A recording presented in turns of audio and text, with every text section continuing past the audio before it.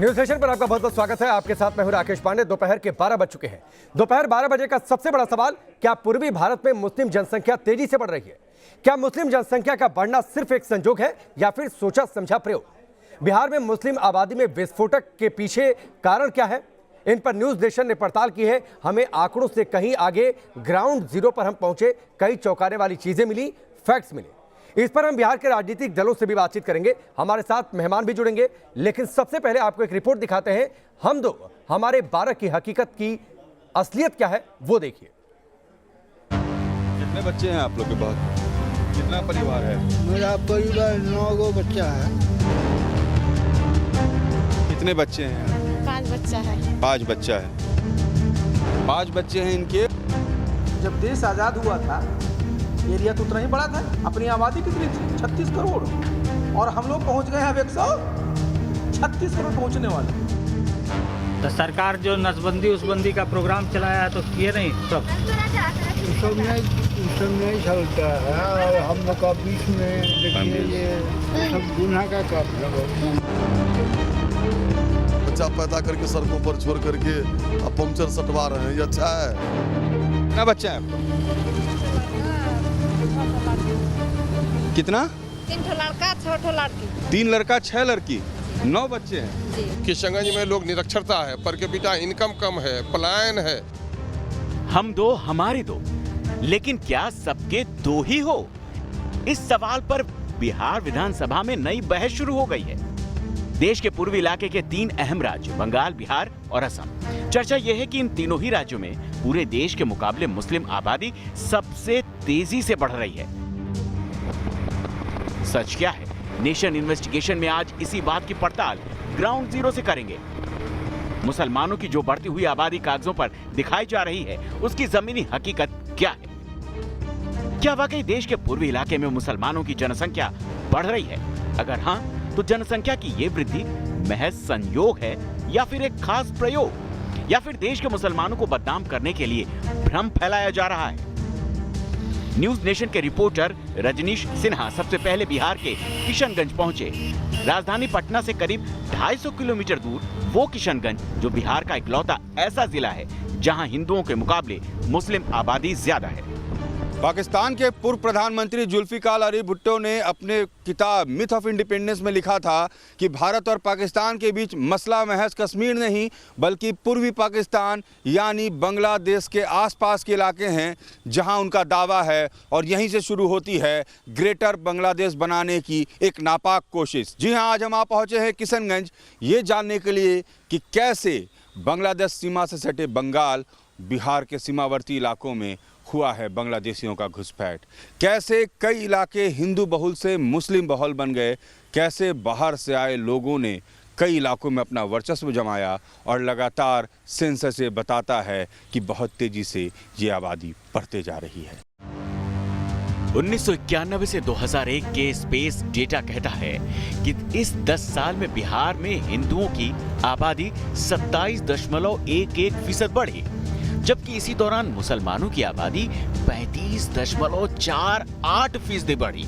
दोनों के बीच population growth का अंतर 8.37% का था। 2001 से 2011 के बीच का सेंसस डाटा देखिए। इन 10 सालों में बिहार में हिंदू आबादी 24.61% की रफ्तार से बढ़ी, जबकि मुसलमानों की आबादी 27.95%। यानी इन 10 सालों में दोनों के बीच पॉपुलेशन ग्रोथ का अंतर 3.34% था। किशनगंज को करीब से जानने वाले टीटू बदवाल कहते हैं कि किशनगंज में मुस्लिमों की 2 बिरादरी है। एक सुरजापुरी जो यहाँ के मूल निवासी हैं, और दूसरी शेर शाह वादी जो 1971 में बांग्लादेश विभाजन के बाद यहाँ आए। इन 5 दशक में बिहार के किशनगंज और कटिहार जैसे सीमावर्ती इलाकों में मुस्लिम आबादी 10 से 15% तक बढ़ गई। जनसंख्या जो बढ़ोतरी होता है जन्म से नहीं हो रहा है, बाहरी लोगों के आने से ज़्यादा बढ़ रहा है। सीमांचल क्षेत्र है, बॉर्डर एरिया क्षेत्र है, यहाँ से 1.5-2 किलोमीटर, 3 किलोमीटर, 4 किलोमीटर में बॉर्डर के क्षेत्र आ जाते हैं। तो इस नाते लोग घुसपैठ करते हैं और यहाँ बासिंदा बन जाते हैं बड़ी आसानी से। कहीं ना कहीं हम लोग के सिस्टम में एक छेद है जिसके कारण इनका लाभ इन लोगों को मिलता है। जनसंख्या विस्फोट के इसी खतरे पर बिहार के पूर्व एमएलसी हरेंद्र प्रताप सिंह पिछले कई सालों से रिसर्च करते आ रहे हैं और अपनी पूरी रिसर्च को इन्होंने किताब का रूप दिया। शीर्षक है बिहार पर मंडराता खतरा। मैंने ब्लॉक वाइज रिसर्च किया है 61 से लेके 2011 तक। किशनगंज जिला के अंदर किशनगंज प्रखंड जो हिंदू बहुल्य था 61 में, वहाँ अचानक 10 वर्षों के अंदर उसको मुस्लिम बहुल्य कर दिया गया और वहाँ आज 16% किशनगंज प्रखंड जिला के किशनगंज प्रखंड में आज 16% मुस्लिम आबादी वहाँ बढ़ गई है। ग्राउंड इन्वेस्टिगेशन में हमारे सामने भी यही सवाल थे कि किशनगंज के मुसलमानों में बड़ी आबादी घुसपैठियों की है। जिन्हें घुसपैठिया बताया जा रहा है वो कहाँ के हैं? घुसपैठिए और लोकल मुसलमान में अंतर क्या है? किशनगंज के जिन इलाकों में बाहरी मुसलमानों के रहने का दावा स्थानीय लोग करते हैं, उन इलाकों में जब हमारी टीम पहुंची तो लोग कैमरा देखते ही असहज होने लगे। कितने बच्चे हैं आपके? 5 बच्चा है। 5 बच्चा है। तो उनका पालन पोषण आपके पति क्या करते हैं? ट्रैक्टर चला मजदूरी देता है। हाँ। 5 बच्चे हैं इनके और कोई इनके पास आसरा नहीं है। पति जो है वो मजदूरी करते हैं और उनसे ही घर चलता है। तो अमूमन परेशानी ये है कि हर घर में 9 बच्चे, 5 बच्चे, 7 बच्चे हैं, लेकिन इनके पास कोई आसरा जीने का नहीं है। ये बड़ी चुनौती है क्योंकि ये लोग आए लेकिन इनके पास आगे का ठिकाना है नहीं। वीडियो जर्नलिस्ट सत्येंद्र के साथ रजनीश सिन्हा, न्यूज नेशन, किशनगंज।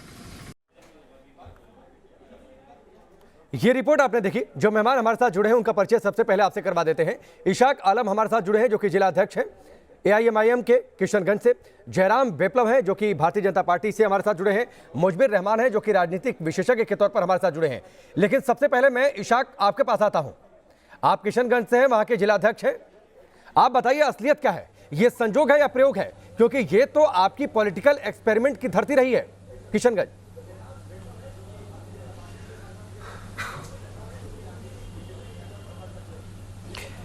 देखिए, ये जो माहौल क्रिएट किया जा रहा है भारतीय जनता पार्टी के लोगों के द्वारा, ये बिल्कुल गलत है। आज़ादी के बाद से आप आज तक का आंकड़ा उलट करके देख लीजिए। जब भारत आज़ाद हुआ था उस समय का आप जो है जनसंख्या का आंकड़ा देख लीजिए, वोटर लिस्ट निकाल लीजिए। वोटर लिस्ट में उस समय मुसलमानों की आबादी किशनगंज ज़िले में 90% थी और आज आज़ादी के 74 साल के बाद मुसलमानों की आबादी 69% सिर्फ रह गई और 31% यहाँ हिंदू बिरादरी के लोग हैं। मैं हिंदू मुस्लिम में कोई भी भेदभाव नहीं करना चाहता। मैं इस लहजे में देखना ही नहीं चाहता कि हिंदू के आबादी बढ़ रही है या मुसलमानों की आबादी बढ़ रही है। भाजपा के लोगों के द्वारा हमेशा से ये कोशिश की जाती है कि हिंदू मुसलमानों के नाम पे देश को बांट करके राजनीति की जाए। ऑल इंडिया मजलिस इत्तेहादुल मुस्लिमीन मुस्लिम से जुड़ी हुई पार्टी नाम सिर्फ है, लेकिन हम जो बात करते हैं वो दलित और पिछड़ों की बात करते हैं। हम सिर्फ मुसलमानों की बात नहीं करते हैं। मैं आपको ये बता देना चाहता हूं कि आजादी के बाद से सवाल था और अभी तक का आंकड़ा आप आइए लेकर के मेरे पास इंटरप्ट नहीं और किया। बैठ करके आप आपने बताइए। बीजेपी पर जो आरोप लगाया जयराम उसका जवाब देंगे, लेकिन मुझे लगता है कि जो रिपोर्ट हमने आपको दिखाई, जो रजनीश हमारे सहयोगी वहां पर पहुंचे हुए थे, जो सेंसस का आंकड़ा हमने आपको दिखाया, उन आंकड़ों पर शायद आपने गौर नहीं किया।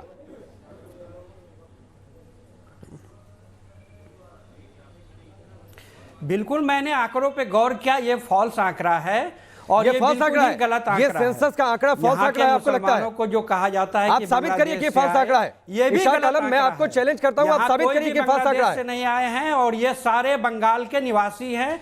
1991 से 2001 का जो सेंसस है वो कहता है 10 साल में बिहार में हिंदुओं की आबादी 27.11% बढ़ी, जबकि इस दौरान मुसलमानों की आबादी 35.48% बढ़ी। बाहर से बांग्लादेश की सीमा वहां से सटती है, बेहद करीब है, वहां से घुसपैठिया आकर रहे, उनका इस्तेमाल वोट बैंक की तरह किया जाता है। आप लोग को इससे कोई फर्क नहीं पड़ता है?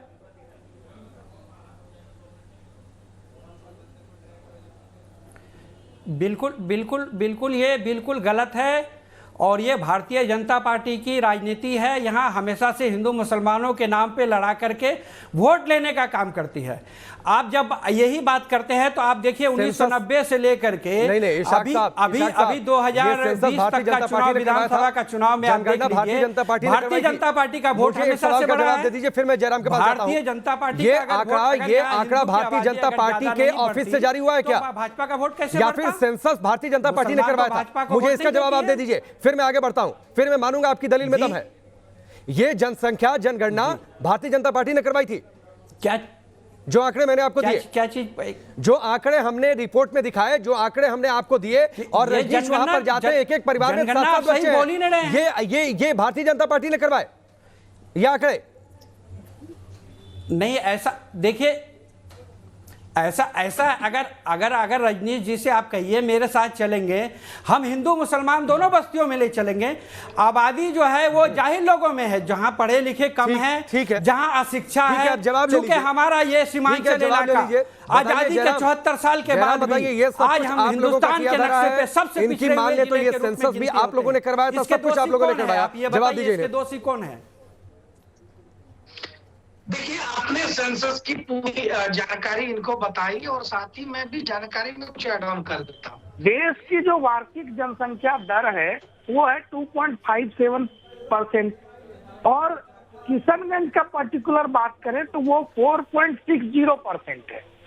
एक दशक में बिहार की जो जनसंख्या है वो 25% का वृद्धि दर है उसमें, जबकि किशनगंज में पिछले एक दशक की जनसंख्या में 30% से अधिक की वृद्धि है। ये सारी चीजें स्पष्ट है और इनको तो भारतीय जनता पार्टी और अपनी राजनीति ही दिखाई पड़ती है, देश इनको दिखाई नहीं पड़ता, इनको मानवता का ख्याल नहीं है। ये बांग्लादेश से आने वाले घुसपैठियों की उसी विचारधारा के पोषक हैं, उसी को आगे बढ़ाना चाहते हैं, जो ये अल्लाह के नाम पर, धर्म के नाम पर, मजहब के नाम पर अधिक से अधिक जनसंख्या विस्फोट करने की उनकी रणनीति है। ताकि जिस जुल्फिकार अली भुट्टो के स्वप्न का जिक्र रजनीश जी ने किया, उनका सपना तो ग्रेटर बांग्लादेश बनाने का था। ग्रेटर पाकिस्तान, ग्रेटर बांग्लादेश, जनसंख्या बढ़ाओ और संसाधनों पर कब्जा करो और फिर राजनीतिक आंकड़ों को अपने घुटनों पर ला दो ताकि राजनीतिक समर्थन आपको मिले। और यही तो वोट बैंक की पॉलिटिक्स है। जयराम विप्लव, बिहार तक, बंगाल, केंद्र में किसकी सरकार है? आपकी सरकार है। राज्य में आप भी सरकार के सहयोगी हैं। इस घुसपैठ को रोकने का जिम्मा किसका है? आप आरोप लगा रहे हैं घुसपैठ हुआ बांग्लादेश से, इसको रोकने का जिम्मा किसका है? राकेश जी, ये आज तो हुआ नहीं ना कि आज ही बस 2020, 21, 14 से ही हुआ, ये पिछले 70 वर्षों का परिणाम है। अरे 15 साल का बताइए ना, 15 साल में आपने इसे रोक दिया पूरी तरीके से बिहार में। उसको दुरुस्त करने का काम पिछले 10 सालों में आपने केंद्र से पूरी तरीके से अपने पावर वहां पर लगा दी। क्या इन 10 और 15 सालों में कोई घुसपैठ नहीं हुआ? राकेश जी सुनिए ना, सिस्टम को दुरुस्त करना है ना, हम लोग मिलकर के काम कर रहे हैं। अभी असम का धुबरी बॉर्डर जो है वहां पर नया प्रयोग शुरू हुआ है। ठीक है, ठीक है, चलिए, अब वही तो चर्चा है। मुजबिर रहमान, जरा बताइए, ये प्रयोग है, संजोग है या क्या है? पहले तो मैं आपकी इस थ्योरी का खंडन करता हूं जो आपने कहा कि जो हिंदू हैं वो तो देशवासी हैं और जो मुसलमान हैं वो देशवासी नहीं हैं। जो आप ये जो पर्सपेक्टिव से आप देख रहे हैं देश की जनसंख्या को, हिंदू नहीं, ये किसने कहा? ये किसने कहा? पहले देश आप डिबेट ही इस चीज की है कि हिंदू कितने हैं, मुसलमान कितने हैं, हम कहते हैं नागरिक कितने हैं। नहीं, आप उन नागरिकों में ये भी देखिए ना कि घुसपैठिए कहाँ से आ गए।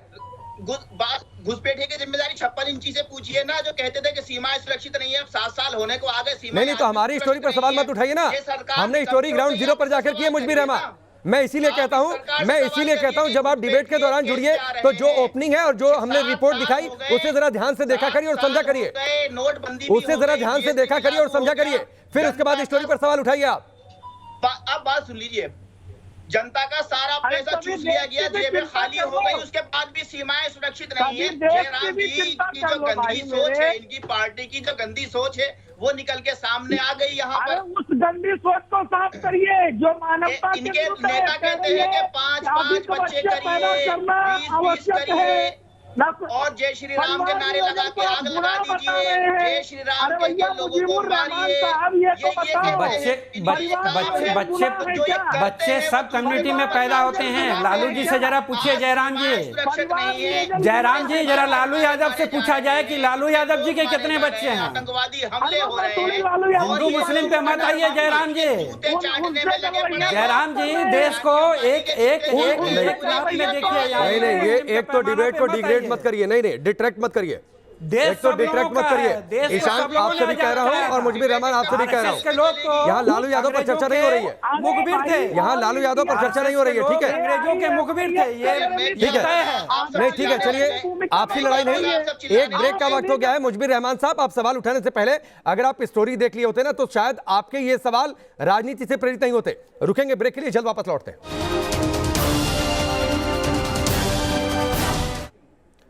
ब्रेक के बाद चलिए आगे बढ़ते हैं। सारे मेहमान हमारे साथ बने हुए हैं। मुजबिर रहमान साहब, ब्रेक से पहले आपने बड़ी आसानी से हमारी स्टोरी पर सवाल उठा दिया। दो सवालों का सीधा सीधा जवाब दीजिएगा, फिर मैं जयराम का रुख करूंगा। एक तो पॉपुलेशन ग्रोथ का अंदर हिंदू और मुस्लिमों के बीच क्यों रहा? मैं हिंदू मुस्लिम नहीं कर रहा हूं, एक बात आपको जाहिर तौर पर एक बार फिर से क्लियर कर दूं, 1971 के बाद से क्यों ऐसा हुआ कि बांग्लादेशी वहां पर बड़ी संख्या में आकर रहने लगे? इसके साथ ही ऐसा क्यों होता है, अगर सब कुछ सही है, हमारे सहयोगी वहां पर कैमरा लेकर पहुंचते हैं, कैमरा देखकर लोग भागने लगते हैं, असहज होने लगते हैं? इसलिए रहा कि जब 1971 में इंदिरा गांधी ने बांग्लादेश के ऊपर अटैक किया और बांग्लादेश को आजाद किया, वो जब पूर्वी पाकिस्तान था, तो एक बहुत सारी आबादी को हिंदुस्तान में जगह दी रहने के लिए, जो वहाँ की मतलब वो हिंदुस्तान के नहीं है ना, सुन लीजिए, मतलब वो हिंदुस्तान के नागरिक नहीं है ना, शरणार्थी है ना, मानिए अगर है तो शरण उन्होंने लिया है, हिंदुस्तान के नागरिक नहीं है ना, जो आप थोड़ी देर पहले नागरिकता की बातचीत कर रहे थे। उनको कहा गया कि आप हमारे साथ रहेंगे। मुजबिर रहमान साहब, नहीं, आपने कहा बांग्लादेश से आए, मतलब वो बांग्लादेशी हैं, आप मान रहे हैं बांग्लादेशी है वो, आप मान रहे हैं उन्हें शरण दी गई थी, आप मान रहे हैं वो हिंदुस्तान के नागरिक नहीं है, आपने खुद अभी बोला। बोलने दीजिए, नहीं उनको बिल्कुल उनको इन्विटेशन दिया गया, उनको बुलाया गया कि आप हमारा साथ दो, हम आपको हिंदुस्तान के अंदर रखेंगे, इवन वहाँ की एयरफोर्स को हिंदुस्तान में, दिल्ली में, और फिर उनका इस्तेमाल, और फिर आपका इस्तेमाल हम वोट बैंक के लिए करेंगे, वोट तो और फिर अलग अलग पार्टियां उनका इस्तेमाल वोट बैंक के लिए करेंगी। मुसलमान के वोट बैंक से क्या दिक्कत है आपको? मुसलमान के वोट से क्या दिक्कत है? नहीं, हमें दिक्कत नहीं है भाई, नहीं मुजबिर रहमान साहब, हम पॉलिटिकल पार्टी नहीं है, हमें क्या दिक्कत होगी? आप ही लोग इस्तेमाल करते हैं, इसीलिए जाकर चुनिंदा जगहों पर आपकी पार्टी अपने उम्मीदवार खड़े करती है, इसीलिए चुनिंदा जगहों पर आपकी पार्टी उम्मीदवार खड़े करती है और उसी हिसाब से बयान आप लोग देते हैं। जयराम आ जाइए। जयराम, अब तो इन्होंने मान लिया, ठीक है, रुक जाइए, ठीक है। मुजबिर रहमान साहब, आपने खुद बोला बांग्लादेश से आए हुए लोग हैं, मुजबिर रहमान साहब बांग्लादेशी हैं वो। जयराम, देखिए राकेश जी, सबसे पहले तो आपका पिछला जो सवाल था, बस एक लाइन में उस पर उत्तर मैं दे देता हूँ। कुछ आंकड़े मैं बता रहा हूँ, 2018 में 1611, 2019 में 2175 और 2020 में 3060 बांग्लादेशी घुसपैठियों को इसी बॉर्डर से गिरफ्तार किया गया था। कि ये सारी हकीकत है और हमारी जो सुरक्षा बल है वो चुस्ती से, मुस्तैदी से काम कर रही है। जो कुछ आज परिणाम दिखाई पड़ रहा है, ये पिछले काफी वर्षों की लापरवाही का है। और दूसरी चीज, ये भाई साहब अभी कह रहे थे कि उनको बुलाया गया, उनको शरण दिया गया, उनको रखा गया। भाई साहब, आज आप उनकी हिमायत कर रहे हैं, वकालत कर रहे हैं, लेकिन अभी कुछ दिनों पहले, पिछले वर्ष की बात है, जब सरकार ने धार्मिक रूप से प्रताड़ित हिंदुओं को, जब शरणार्थियों को जब यहाँ नागरिकता देने की बात, ठीक है जयराम जी, थोड़ी सी तो कैसे आप बिलबिला रहे थे? ठीक है, और अभी आपसे थोड़ी सी वक्त की कमी है चर्चा में और आगे लेकर जाता हूँ। मुजबिर रहमान साहब, बहुत बहुत शुक्रिया। वक्त की थोड़ी सी कमी है, माफी के साथ वक्त की थोड़ी सी कमी है। हकीकत यह है कि हर कोई अपने वोट बैंक का इस्तेमाल कर रहा है। वक्त यहाँ पर ब्रेक का, जल्द वापस लौटते हैं।